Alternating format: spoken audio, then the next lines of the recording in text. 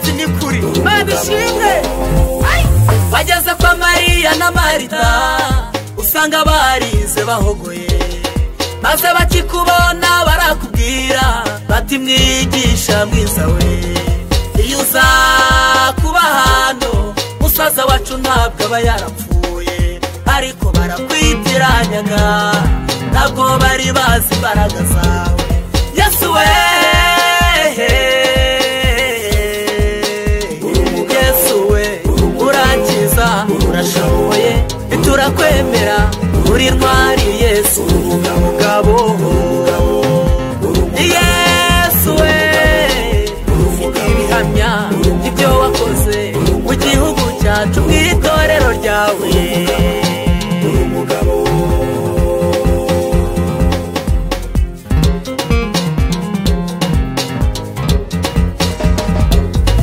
Yesu we icyo nkukundira icyo gihe warabasubije uti nimunyereka aho mwamushyize, ati ngwino urebe Yesu we, ngwino urebe Yesu we.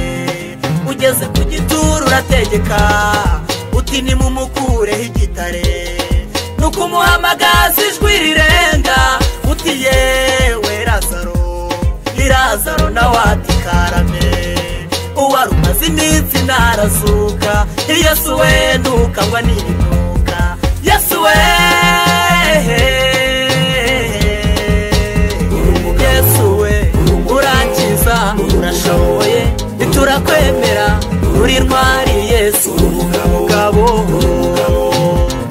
Yesu we ufite ibihamya ibyo wakoze mu gihugu cyacu mu itorero ryawe.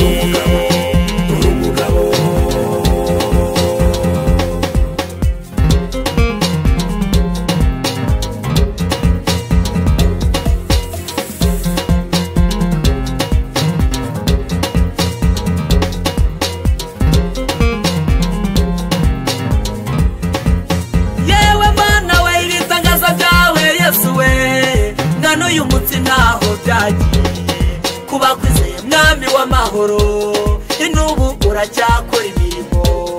Wavuze kutazaduhemukira, wavuze kutazadutererana, tugufitiye icyizere Yesu we.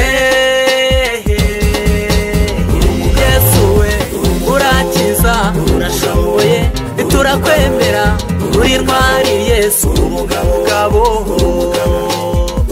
Yesu we ufite ibihamya ibyo wakoze mu gihugu cyacu mu itorero ryawe.